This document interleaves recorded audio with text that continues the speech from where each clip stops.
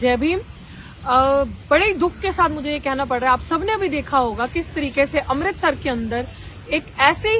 हृदय को चोट पहुंचाने वाली घटना जो घटी है, जिस तरीके से एक इंसान ने, मैं तो इंसान भी कहना नहीं समझती उसको, बाबा साहेब भीमराव अंबेडकर की मूर्ति के ऊपर चढ़ के हथौड़े मारने के साथ साथ संविधान को वहां जलाने की कोशिश करी और पूरा एक उग्र माहौल बनाने की कोशिश करी। मैं सबको ये चीज बताना चाहती हूँ और मैं सरकारों को भी और आम जनता के बीच में भी ये बात लाना चाहती हूँ, और मुझे लगता है कि सबको पता है कि ये पंजाब को जलाने की कोशिश की जा रही है। ये पंजाब के अंदर किस तरीके से भेदभाव, किस तरीके से सिख वर्सेस एक अदर कम्युनिटी, सिख वर्सेस दलित किया जाए, किस तरीके से जो पंथ, जो गुरु ग्रंथ साहिब है, जो सिखी धर्म है, जो सबको एक लेकर चलता है, जो समानता की बात करता है, जो 10वें पातशाह, जो गुरु गोबिंद सिंह जी ने खालसा फौज बनाई थी, सब गरीबों को हक अधिकार दिए थे, सब गरीबों को मान सम्मान देके, पंच प्यारे बना के, पंथ को ऊपर उठा के एक किया था, जाति विवाद को खत्म करके किया था। सरकारें जो हर बार करती हैं, एजेंसीज जो हर काम करती हैं, हर जगह पे अपनी सरकार बनाने के लिए divide and rule, division create करके, नफरत क्रिएट करके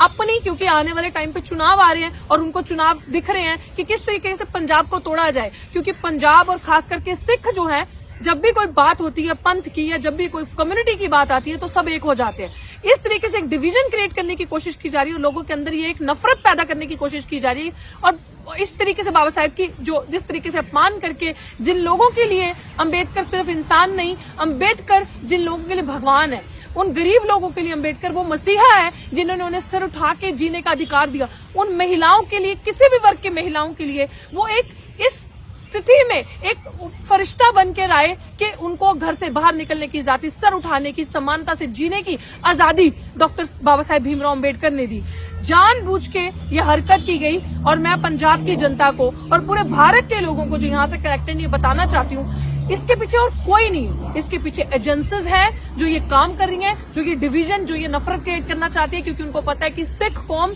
एक कम्युनिटी, बहुत पावरफुल कम्युनिटी है, ये एक जर्नैल जिसे कहते हैं ना, योद्धे जो होते हैं उनकी कम्युनिटी है, जो हर एक के लिए खड़े हो जाते हैं, जो दूसरे लोगों के लिए भी इस तरीके से लड़ाई लड़ते हैं कि जैसे अपने घर की माँ बहन बेटी हो, या आपने इतिहास हमारा देखा है। इसीलिए जो एजेंसीज हैं 26 जनवरी का दिन ढूंढ के जानबूझकर संविधान जलाया गया, जानबूझकर बाबा साहेब की फोटो पे ये काम किया गया, तस्वीर पे चढ़कर तोड़ा गया, हथौड़े मारे गए, ताकि लोगों के अंदर ये डिवीजन, नफरत क्रिएट हो, ताकि सिख वर्सेस दलित किया जाए, ताकि ये नफरत डीप रूटेड जाए। और ये मैं लोगों को बताना चाहती हूँ कि ये काम पुलिस ने अरेस्ट किया, पुलिस ने अरेस्ट करने के बाद उस आदमी को बताया कि ये भी शेड्यूल कास्ट से ही संबंधित था। मैं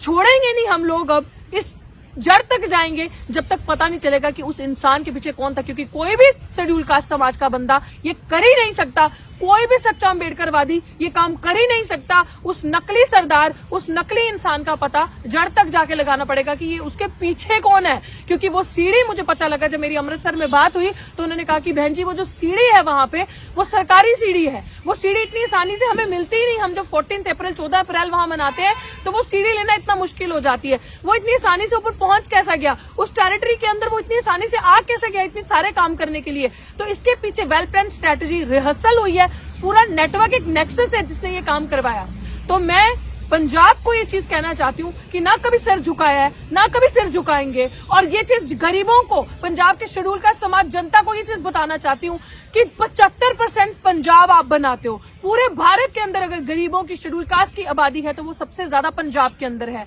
2011 के सेंसस के हिसाब से 33% प्लस आप हो।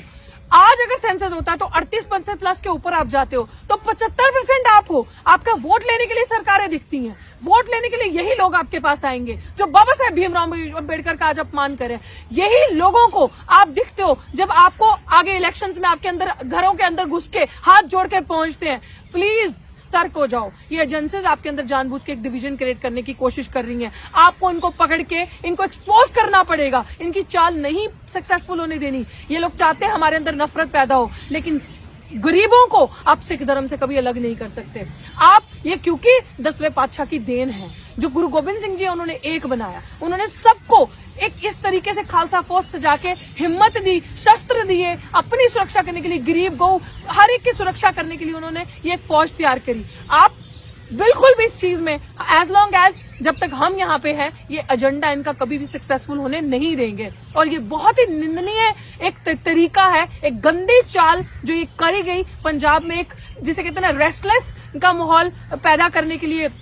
एक उग्र माहौल पैदा करने के लिए साजिश करेगी। लेकिन मैं समाज को कहती हूँ कि बहुत सूझबूझ तरीके से इसकी तह तक जाना है और इस लड़ाई को लड़ना है, इसको ऐसे ही नहीं छोड़ना। इसके पीछे कौन है उनको एक्सपोज करना है, और आप सबको पता है इनके पीछे वही मनु है, इनके पीछे वही गंदे लोग हैं जो एजेंसीज के हैं, जो हर टाइम 26 जनवरी को संविधान जलाते हैं, जो 26 जनवरी के दिन काले झंडे दिखाते हैं, जो 26 जनवरी के दिन इस तरीके की हरकतें करते हैं। फिर डोंट गो, अगर आपको इतनी नफरत है तो चले जाइए भारत छोड़ के। अगर आपको इतनी नफरत है तो इस तरीके से आप जो उग्र माहौल पैदा करते हैं, आप आसपास के लोगों के अंदर एक नफरत पैदा करते हैं, तो अपने बच्चों को फिर संविधान के तहत जाकर मत अप्लाई किया कीजिए, मत चुनाव लड़ाइए उनको, मत फिर संविधान के दायरे में आके आप उनकी बेल्स जब अप्लाई करते हैं तब आप कोर्ट के अंदर जाते हैं, अपने बच्चों को वकील बनाते हैं, अपने बच्चों को इसी जगहों पे आप नौकरियां करवाते हैं। डोंट डू दैट ना देन। अगर आपको इतनी नफरत है, आपको नफरत सिर्फ इससे है क्योंकि आप एजेंसीज के लोग हो, आप एजेंडे से सेट किए गए हो, आपने डिवीजन क्रिएट करना है, आपने पंजाब को कमजोर करना है, आपने पंजाब को तोड़ के